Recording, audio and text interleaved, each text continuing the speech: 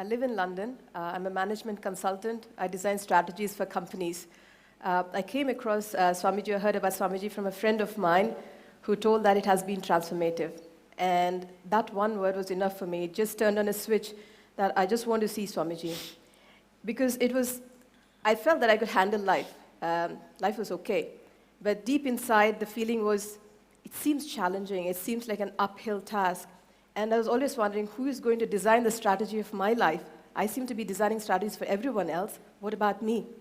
And when I met Swamiji and I came here, as I said before, he just raised me to the ground. I don't know what kind of a bomb he put on top of me, but everything just fell apart.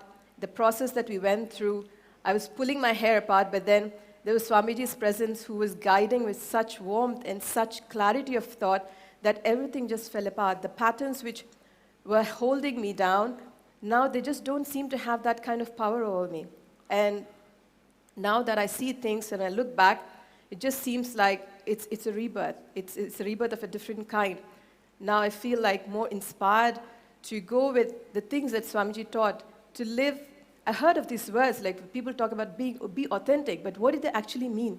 But now seeing what Swamiji does, the way he puts things in us, it's more like I feel inspired. Now I know how to live authentically. I know how to live with integrity, responsibility, and enriching. I understand each and every term, how it feels. And everything that I do, I know that Swamiji will be there with me.